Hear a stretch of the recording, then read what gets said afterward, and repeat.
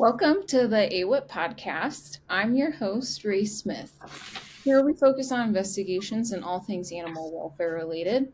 We're bringing you in-depth conversations each week with animal welfare professionals from around the globe. So be sure to find us on LinkedIn, YouTube, and Spotify. To learn more about AWIP and our mission, check us out at awip.org.uk. Or I'm really happy about our guests for today. We've got two on from the University of Denver. We have Kristobek. She graduated with her master's degree in social work from DU, and she works with Phil Tedeschi at the Animal Cruelty Response Group. And Phil is the co-director for the Institute for Animal Sentience and Protection. He's the director emeritus and founder of the Institute for the Human-Animal Connection. He's a licensed social worker, a clinical professor at DU's Graduate School of Social Work, and an affiliated faculty with DU's Animal Law program. How are you two doing? Thanks for coming on. Yeah, doing well. Thank you for the invitation. We really appreciate having you include us. Of Yeah, course. doing great. Thanks for having us. Yeah. I, of course, love your work. We work together actually kind of professionally outside of the podcast, but we are here to talk about you guys and what the Institute for Animal Sentience and Protection is. Phil and Carly, can you kind of walk us through, for nobody who's ever heard of this program, what is the Institute that you created? What are some of the things that you focus on? I'll give a little bit of a lay of the land at the University of Denver. So for many years at the University of Denver, we've been interested in the intersection between people and animals, kind of the good and the not good side of that story. That has included several different initiatives, one being the Institute for Human-Animal Connection that's located in the Graduate School of Social Work. And really in that program, we're exploring the relationships between people and other non-humans through a lens of the social sciences. So we really bring pretty specific perspectives to that work.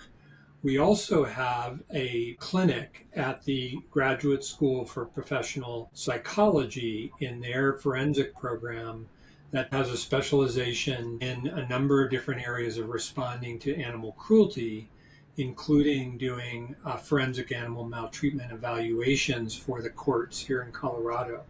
We've been doing that for quite some time, and we've been doing some research in these areas as well. We had, for example, one of the first NIH grants that looked at the co-occurrence and impact on children who are co-exposed to violence and in their homes, directed at animals and directed at people, and really are trying to understand the developmental impacts on children. So we've been doing this work for quite some time there. And then more recently, we have an animal law program that has been interested in kind of all aspects of the way we respond to animal welfare and animal critical animal issues of all varieties. In that program, our students there are training to become lawyers with specialization in animal law related issues. And cruelty is certainly one of the big areas. And this last year, we had a very generous gift from a philanthropist who helped us establish a new institute called the Institute for Animal Sentience and Protection. And that really is a brand new initiative that's kind of just being established now. And many of the issues that we're interested in, however, are concepts or ideas that might move legal standing forward. So one of the areas that we're really interested in is, issues of animals just being considered property. And then many of the laws and ways in which we enforce protection issues for animals are shaped by this idea that animals can be kind of bought and sold and moved around kind of like a toaster oven or shoes on our feet or something. So we're really interested in opening discussions with persons who are engaged in the professional work of animal protection, trying to strengthen animal welfare considerations, And broadly speaking, we're really interested in non-humans just having much more established protections in our society. So kind of all our programs work collaboratively at the university, and we're always glad to hear from people interested in that work as well. Yeah, I think that there really isn't any state that provides animals as these extra protections as being sentient. And I think Colorado's been pretty progressive in that sense comparatively, but we're still not there. And this is something that I kind of have been talking about for the last couple of years is, a dog or a cat or a horse or simply not the same thing as your toaster or a fork. And it's kind of disappointing when you have to explain those things to people, especially from a law enforcement perspective, is that they don't have these protections because they're property. And so I really like the work that you guys do in trying to understand that, convey that, and kind of dispel the differences between those lines that you can do whatever you want to a toaster, but it doesn't work that way for a live being. And so this program then that was just created, this started in 2023 then, Phil? Yeah, yep, that's right. Okay. And so it's a collaboration between the Sturm College of Law and the Graduate School of Social Work. Carly, what got you interested in this? What made you want to join this program?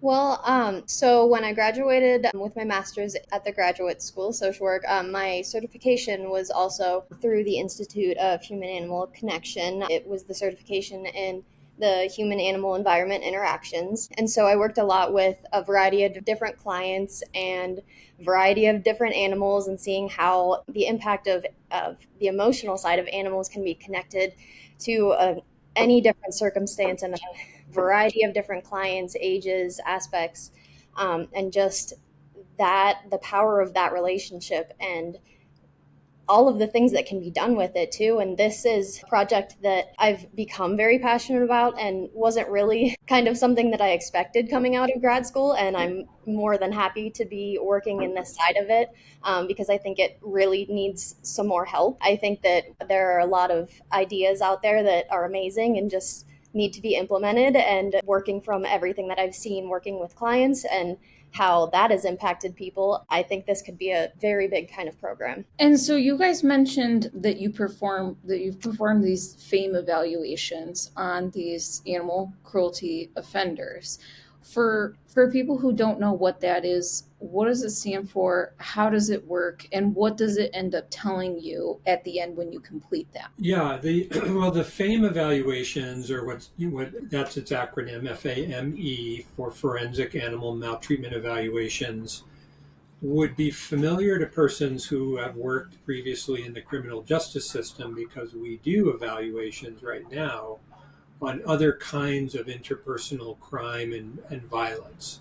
So, for example, if somebody's convicted of a domestic violence offense or a sexual offense, there are specific expectations for doing evaluations on those individuals, and the actual content of those evaluations have some level of specificity relative to that kind of interpersonal violence. What has happened in the field of animal cruelty and violence directed at non-humans for many years was that there was really no deeper investigation into why people were engaging in that behavior. And in fact, for most of, probably, for to a large degree, we'll still see most areas where evaluations really are not occurring at all.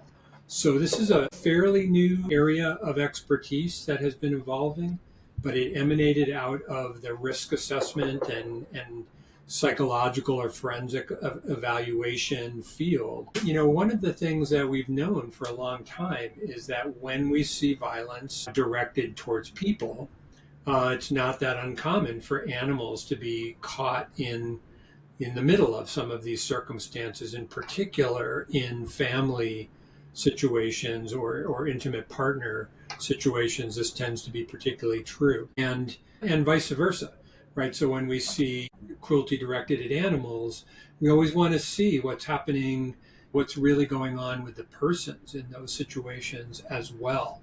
So a forensic animal maltreatment evaluation is basically a psychological evaluation specialized to address the issues that are most commonly found and maybe most important in evaluating animal cruelty cases. So we'll take detailed histories. We'll look very carefully at the reports that are received regarding the animals involved, the injuries or harm or risks to those particular animals. I think the other thing that's kind of specific to this particular area is starting to add in the social science components of these considerations so that we start to, when we're talking about animal cruelty, we're not talking about it as if it happens in isolation, with no contributors, no risk factors involved. Whereas the reality is that we know quite a lot about why people engage in high risk behaviors or interpersonally cruel or violent behaviors, including issues of neglect. We also know a lot about that in the field of the social sciences, but it hasn't really historically been so thoroughly applied to our understanding of animal neglect and animal cruelty types of cases. So this is really what we're trying to do.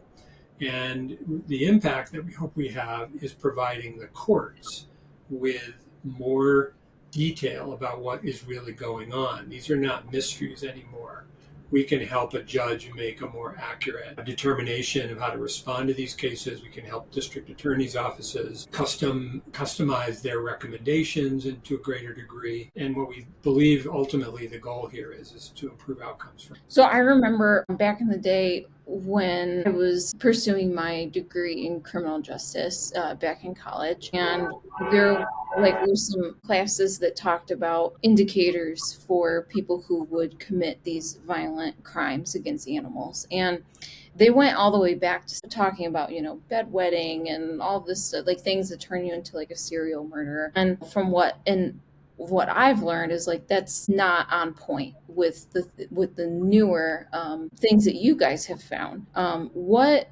So when it comes to these evaluations and you're working with animal protection officers and the courts, what kind of information are you supplying to them to better kind of elaborate on why these people commit these things? What are these indicators that they will commit these violent crimes and eventually how to prevent them? Yeah, it's such a good question. And maybe I'll add a little here, and Carly, then you could talk a little bit about how we think about treatment issues. I think maybe the place I would start is to just underline one of the things you said, is that the relatively antiquated model of kind of the pathological triangle of bedwetting, fire setting, and animal cruelty, which was perpetuated through a model that, unfortunately still to this day gets probably more attention than it should because it's just simply not supported by the data. Now, there are reasons to be interested in all of those behaviors individually, but those were generated as in retrospective studies.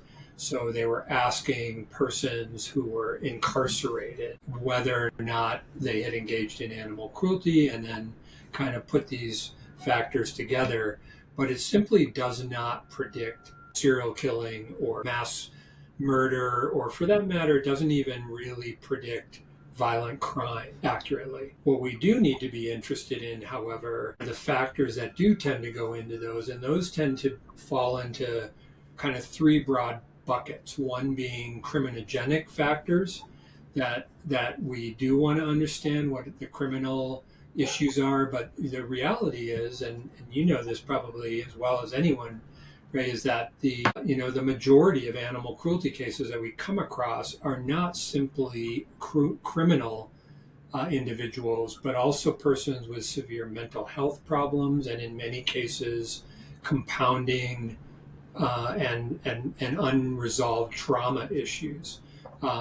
Poverty is also a significant contributor Lack of housing, for example, loss of jobs and employment, other family instability factors can all contribute to problems for people and animals. And those are the things that we see the most. So these evaluations tend to zero in on and provide the courts a more accurate diagnostic picture of what's going on. Because if we treat somebody with a predominantly, let's say, a severe mental health problem as though they're, kind of a garden variety criminal issue, and kind of, view this as a one size fits all approach, we just simply don't get good outcomes. In order to improve the well-being for animals, we actually have to get into some of the specifics, the both the risk factors, but also the protective factors. So, for example,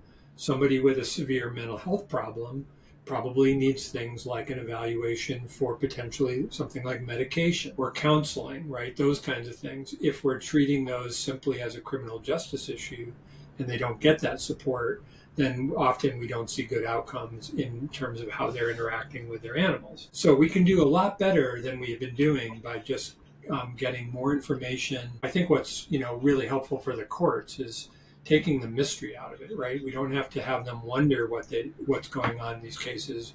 We can actually give them a lot of detail about why this is happening in that particular case. So I don't know, Carly, do you want to talk a little bit about some of the things we think of when we are engaging in responding to interventions? Yeah. Just along with what you already said, I think a big thing that surprised me when I started researching this is how big part of neglect this is, and how many cases, most of the cases are neglect cases. And so treating, like everything you said, treating all of the factors that go along with that. But along with treatment and interventions, I think it very much has to do person specific, very much focusing on the person, and also very much focusing on the support systems around them, building the right kind of habits and the right kind of supportive people, supportive places, kind of things around them, and focusing on what the issue was at hand, building accountability for the situation that happened, realizing what right from wrong was there, and providing better options that could have happened and can happen next.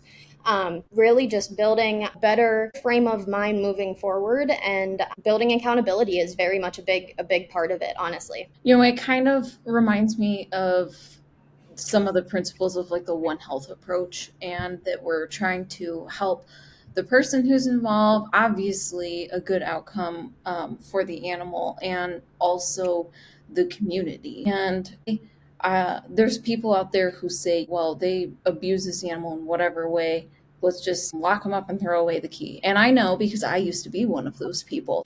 But there's been this kind of movement that we're trying to transition from a punitive model to a rehabilitative model. But a lot of people really don't understand. It's like, well, they committed these horrific crimes. And I think a lot of people who don't study this, who are not involved in your line of work or my line of work, don't really understand that there's like a spectrum of like cruelty and neglect, right? Like somebody who premeditates committing some kind of horrific act, is their mindset's not going to be at all the same as like a prolific hoarder, right?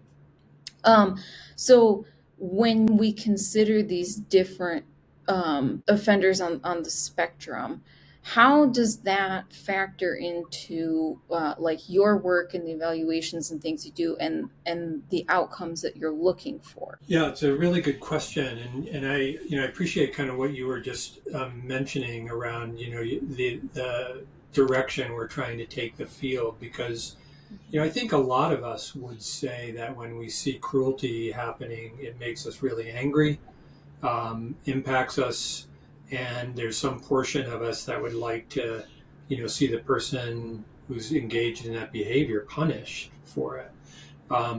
Interestingly enough, that same dilemma has happened in the field of sexual assault response and child abuse response, where people are horrified by the particular action. And I think the question that we really have to kind of zero in on there is, does our anger prevent us at times from asking deeper questions about how to actually get protections for the most vulnerable? Because, in many cases, not all cases, but in many cases, and maybe most cases, we see kind of short or limited time in corrections, if somebody is even incarcerated at all. And then probably even a deeper, more equally important question is it desirable to incarcerate somebody if the goal is, to in fact make a safer community or safer for animals? Turns out that we have very little reason to believe that incarceration makes a safer human being. We're not going to incarcerate our way to a kinder, more friendly or gentler pet owner, for example. Now, there are going to be circumstances where, as Carly was kind of referencing, where the accountability of public safety or the accountability to those vulnerable individuals necessitates that we use maybe a secure environment for some people who are significantly or seriously at risk of continuing that behavior, and that we simply can't get them under control or have accountability. But in most of the cases, we really want to be trying to create a healthier person, right? Because what we believe and what the research shows is that when we have a more healthy person, a more stable individual, somebody with what we call protective factors in their life, that's when we see an improvement for animals and everyone else in their home. That's the One Health model, right? Is that in fact we're connected to these issues. So people in the presence of an unhealthy environment, or people in the presence of animals that are being harmed, are also typically at risk, and vice versa. So really, if we can, what we want to try to do is identify those risk factors. We're a lot better at improving protective factors than we are at reducing risk factors. So for example, we may not be able to take and improve the entire neighborhood that we're working on a case in, or reduce all the poverty in that neighborhood, but we might be able to help that particular individual get low-cost veterinary care, or find them help and support for proper mental health care for themselves, or we might be able to get them connected to support services that can help them become more stable. We might be able to help them find better housing, or help them improve the housing that they're in, things like those sorts of things. When we do that, we start to see much more reliable outcomes. Incarceration, just the opposite. Actually, we have a good reason to believe that it might remove the problem temporarily, but we usually get back somebody who's not more stable, who's not necessarily in a better position. And we've known this for a long time, not just related to animal cruelty, but related to almost every criminal justice issue, that we should be really using incarceration, if we have to, only in circumstances where we literally have no other or better alternatives.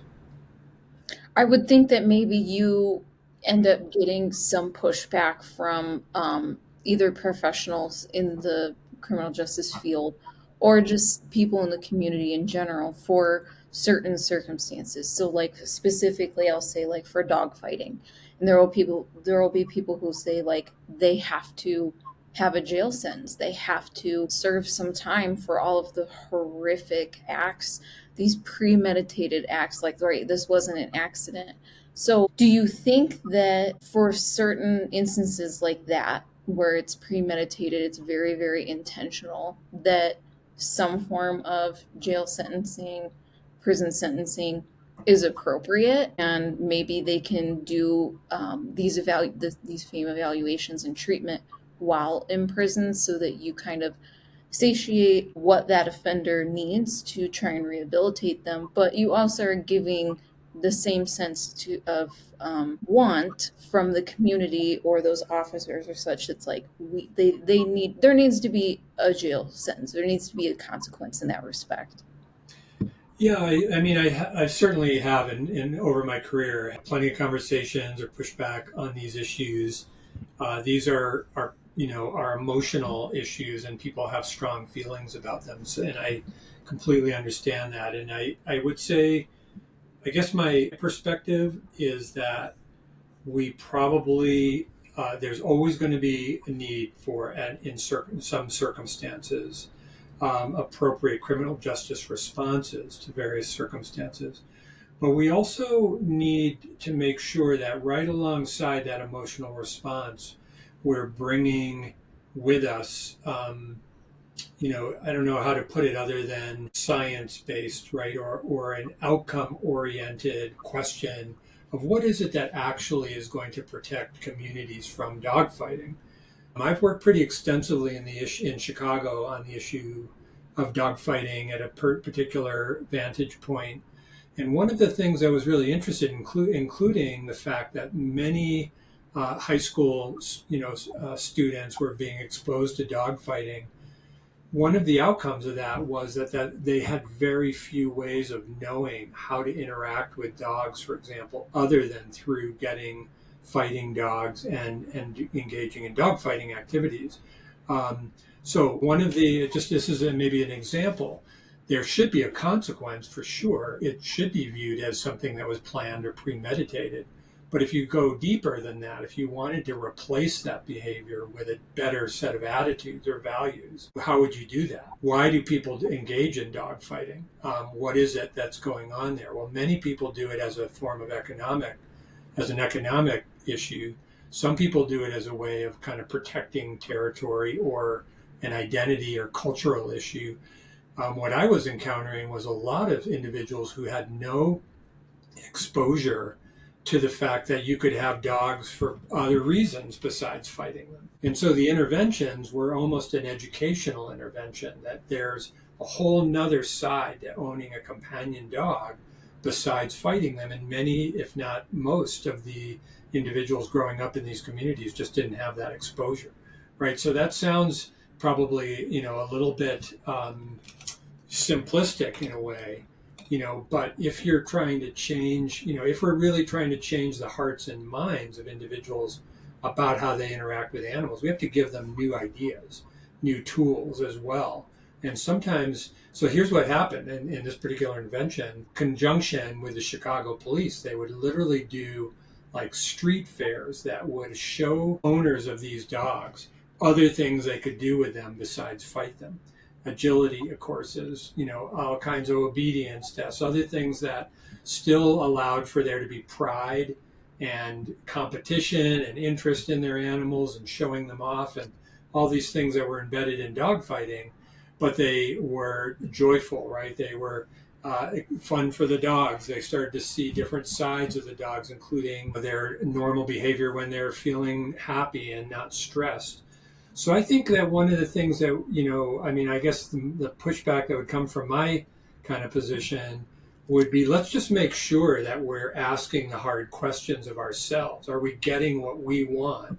The outcomes that we're really searching for animals by the same old system. I think a lot of, I have to say, Ray, one of the things the more common conversation I'm having these days with animal protection officers and other folks involved in enforcing these rules is they're feeling at times as though the systems that we're using right now are really not coming up with solutions, that they're seeing the same problems over and over and over again, and seeing the court systems kind of failing to understand how to help intervene. They're feeling pretty demoralized by the fact that stuff isn't changing. So, I guess, I would just say there's another side to this conversation. I think most people working in animal protection, really at the heart of it, they want good outcomes for animals and people, right? We have to decide, do we want to punish somebody so much so that we're willing to not be invested in trying to help them become healthier people? Because it's when they're healthier people that we're going to have them care for their animals better. I think that's definitely in line with what the three of us have been working together for in Denver. And making a program like that. It's new, and I get it. Like, people don't understand, or they don't have the same exposure, or they haven't met with either of you to understand this from a deeper issue, because I can hear as you both are talking about these things, you look at it from the like social work perspective. I look at it from the criminal justice perspective. And what you're saying makes sense. It's just a very, very different version of the things that I've been taught, I've been trained in my experience. So it's really, really interesting to me that we like have these same ideas and we're looking at them from a different approach. It's kind of like how when we're working these animal cruelty, animal neglect cases, is this golden triangle. And so you have your animal control officers who are doing the investigation. You have your veterinarians who are conducting the actual physical scientific like evaluation on the animal and determining pain levels and injuries and such. And then you have your prosecutor who obviously handles the case. But I'm almost wondering if maybe there should be like taking this triangle and kind of turning it into a square and incorporating, social work and psychologists into this, because it kind of leaves out a big factor that is the mindset and what do we end up doing with this person afterwards. And that's not something that anybody so far has been really great at. And I know that that's, from an enforcement perspective, we're just kind of like, well, you know, maybe we have some classes on, anger management or something. And it just never seems to really get to the root of it. It never seems to really give us that outcome. And also, like, Carly, I'm wondering, like, from your perspective, is even when we have people who commit these violent crimes, animal abuse and such, there's still human animal connection there, arguably, only it's a very twisted version. Can you kind of elaborate on that, kind of go a little bit more in depth on the things that you found, you've studied, that kind of explains a little bit of why people are like that, who make those decisions, and what do we do with them? Are there any other rehabilitative outcomes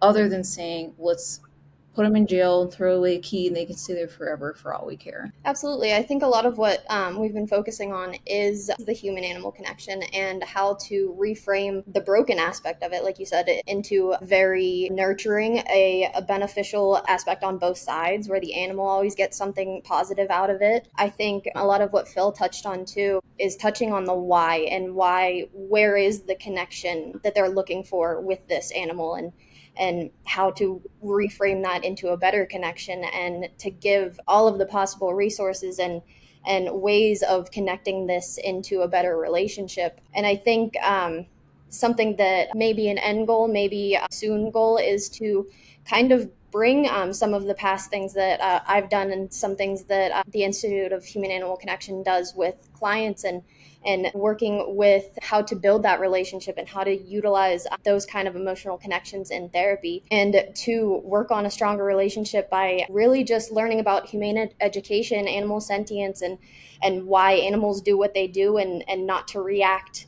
based off of what they're doing. If the problem is an animal chewing or barking or those kind of things, how to respond in a productive way rather than getting angry at the animal or locking the animal away or those kind of things, and how to really just connect with the animal and know what the animal is kind of saying, and in a variety of different senses too, with different situations. Everything will be different, but really working on that person-centered relationship and how to fix those kind of relationships with animals. So your program is kind of before and after prosecution. It's like we need to be able to do like these evaluations and such before, so we can get better sensing.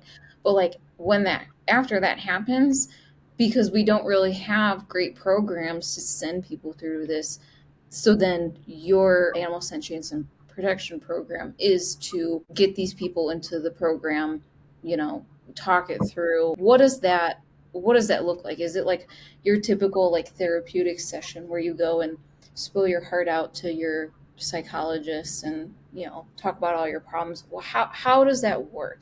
What does the program look like?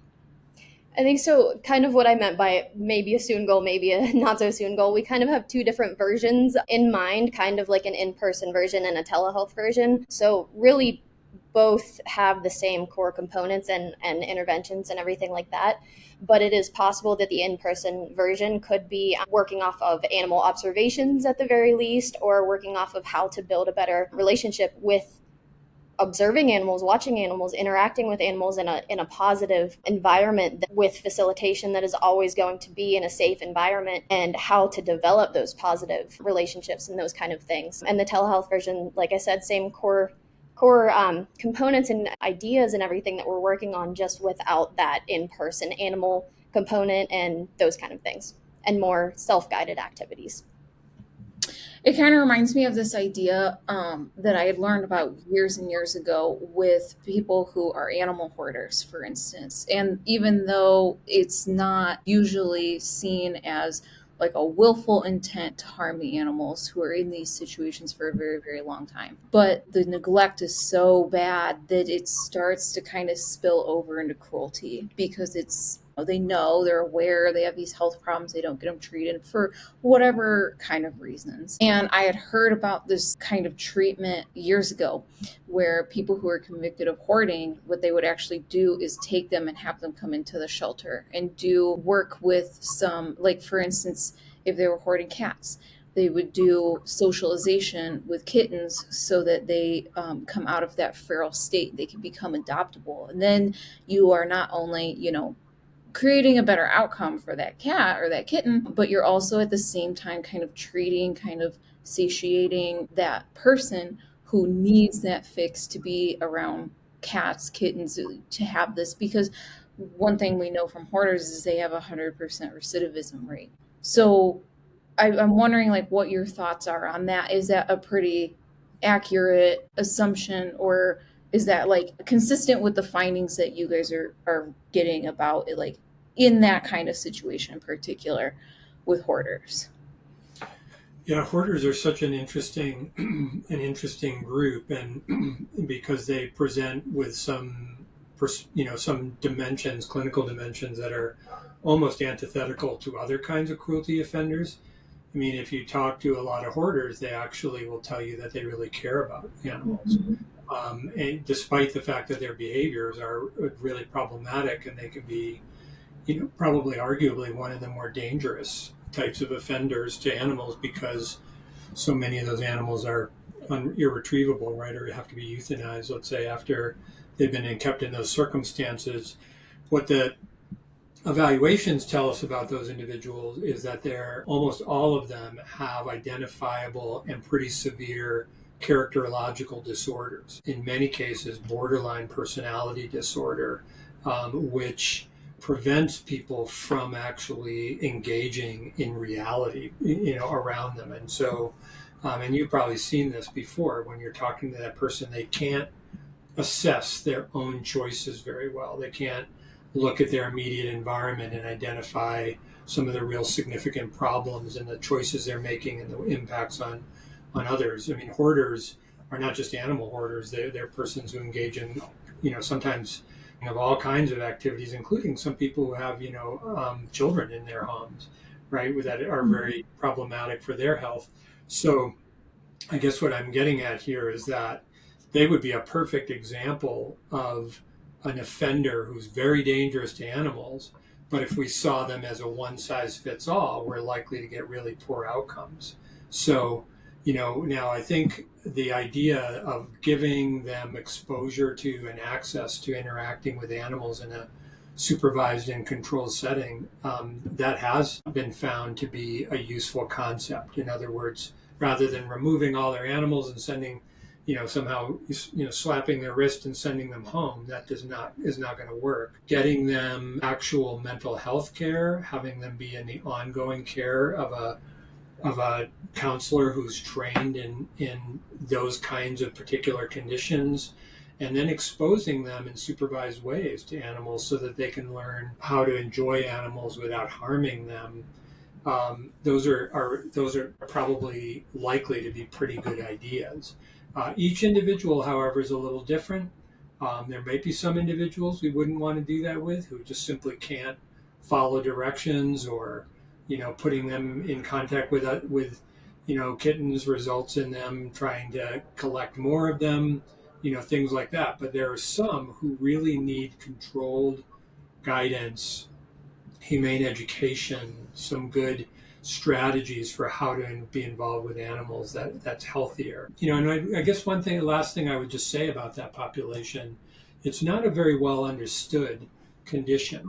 Even though there's been quite a bit of research that's been done on it, it's really interesting how often the ways in which those individuals are responding to is often done through cruelty statutes and the criminal justice system. And so, it doesn't surprise me that we have bad outcomes with them because we're just simply not really zeroing in on what the nature of that problem really is. Conversely, like if you were thinking about them as individuals, a lot of them have a lot of sensitivities to animals. That what initially causes them to collect an animal is fearing for the animal's well-being and thinking they can save an animal or protect an animal. They may be very empathic individuals in many other parts of their life, whereas other kinds of cruelty offenders sometimes lack empathy or concern over the animal's well-being. So just in that variable alone, you're dealing with really different individuals that require that we understand that we're talking about a very unique condition.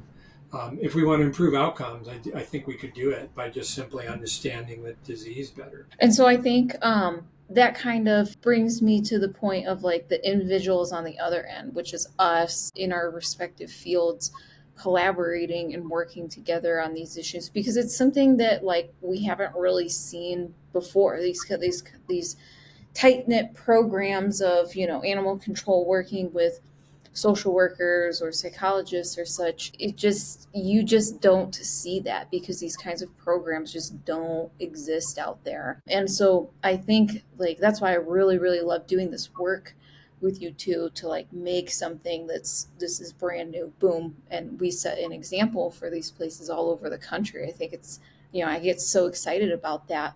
But like Carly, so from my perspective, like the way that I see people interacting with animals might be conversely very different from what you've seen just in your different discipline. And of course, you went through the IHAC program. I did not. Is that something that you have seen like in your experience working with like stakeholders in the formation of this project, and what are some of the differences between these perspectives, and why do you think it's so important for us to work together, understand these different perspectives from one another so that we can have better outcomes for animals and the offenders and the community? Yeah, absolutely. It is very different of a perspective that absolutely than I've already been used to. I've already had to change my perspective kind of looking at this project, and I think working together in that sense a lot, kind of back to already what we talked about, I think the social work perspective brings kind of the why and how to address the why in these situations. But along with that, I think, like I said before, seeing the positive aspect of this and how to build on a positive relationship with animals in a structured environment with facilitation, with supervision, those kind of things really changes every other aspect of your mindset, of both of our mindsets, of being the facilitator and the client. And I think this side of it, just really seeing that kind of continuously growing on that positive relationship, can really bring that into this side of it, and how to bring that social work lens of building the positive and how to address the why and those kind of things into where it isn't fitting in that, like you said, the square, it needs to be a square before. I think that's the perspective that we can bring and really address how to enhance the positive in these really hard situations. And you guys are developing this Animals Forward program. I don't know if that's been super publicly displayed, but since I have a little insider knowledge, what is that? Yeah, thanks for asking about that. Yeah, the Animals Forward program is an educational curriculum year. We've been working on it for quite a bit of time, and really what we're trying to do is give a comprehensive asynchronous learning tool. It'll be offered through the University of Denver. You can get continuing education units. This is designed for lawyers, for criminal justice professionals, for animal protection, social service, human service persons who encounter animal cruelty as a part of their professional duties. And the way we approach this is to try to understand animal cruelty kind of from all the vantage points we've been talking about here today. Because, I think one of the things that, at least that we've come to believe, is that it's going to really take all the tools that we have to respond effectively. So, and you'll hear video lectures from experts all over the country, even some international experts. But mostly this is designed to focus on animal protection issues here in North America. And there are some things that are local issues, like understanding your own, your own state statutes, for example, is an important aspect to knowing how to participate in your own community. But this program will give like an overview, kind of an outline of kind of what we've been talking about today, would be to think about bringing multiple disciplines and their expertise to bear on these issues so that we can improve outcomes for animals. And what we mean by animals forward is centering animal well-being as the outcome, right? Is putting their outcome, the well-being that we can achieve for them, at the forefront. And I think it's a culture shift as much as it is anything else. I think when I talk to professionals across the disciplines, there's a lot of shared observation and a lot of common ground. I think, in fact, we might be a lot closer, to working on kind of, or at least wanting to work on the same goals. We're just coming at it from at times, different disciplines. And at times we don't have the right venues to work together, right? We just simply don't have relationships or institutions that work collaboratively. Government isn't always the most efficient at doing, some of those things. And the challenges are huge. I mean, so one of the things I just want to kind of say in relation to that is having worked on the Animals Forward curriculum, and just over the years, I routinely try to spend time in the field with animal protection officers, because, and if you haven't, and people who haven't had the opportunity to do that, it's a real eye opener, right? What you're up against there, and all of the complexities of the environments that you're trying to address these issues on. So it doesn't help us to kind of only look through our own lens. We have to be interested in the real life issues that are occurring, and bring expertise in from the disciplines that really can help us answer some of these questions. So it's an attempt to create a training that is a contemporary view, of this issue. I love it. I think it's going to be fantastic. I think it's something, as I talk with people on this podcast from all different perspectives, people from all across the country, all across the world, actually.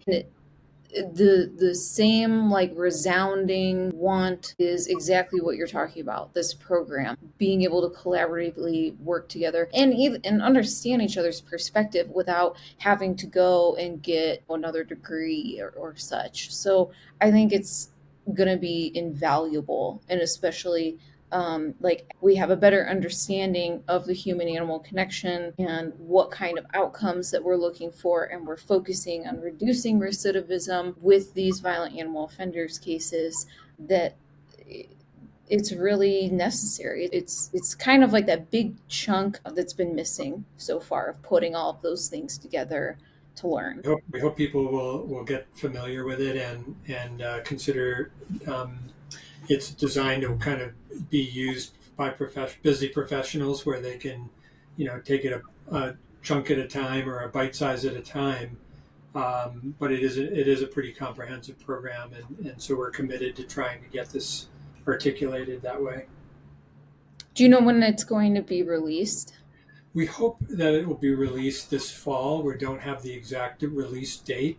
It's been a challenging project, simply because we started it from scratch and have been building all of the contributors into a course, but it should be available and open for participants this fall. Well, Phil and Carly, before we end, is there anything that I didn't cover or that you really want to discuss further about these programs, the work that you're doing, rehabilitative alternatives, any of that? Yeah, what about you, Carly?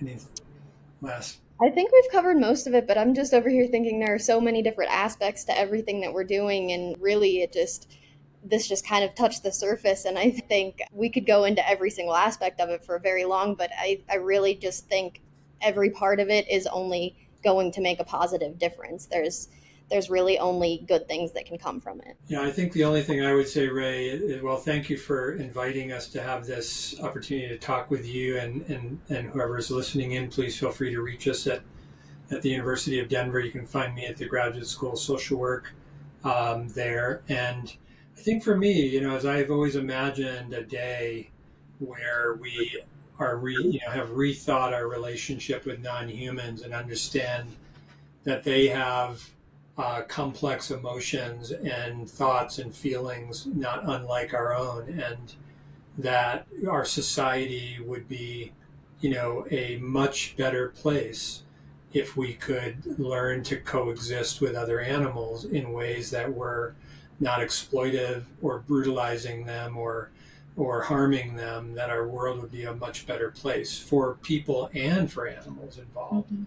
And so, at least my work, my interest in being involved in this is to, it's kind of a self-serving, like, what kind of planet do I want to live on kind of question. And I want to live on a planet where people and animals respect and get along with each other and coexist to a much greater degree. Well, I think that, I was going to end, but I think that brings up a good point, though, is that creating a better world with a better understanding between humans and animals. I mean, we've been talking about violent animal offenders in the context of domestics, but I mean, really, it applies to any animals. Our farmed animals, wildlife, and so I think I wanted to make sure that I made that clarification here towards the end, is that your program, your work, everything that you're doing is far, far more reaching than just the cats and dogs in our home. Absolutely. Yeah, well said. Well, Thanks for having us.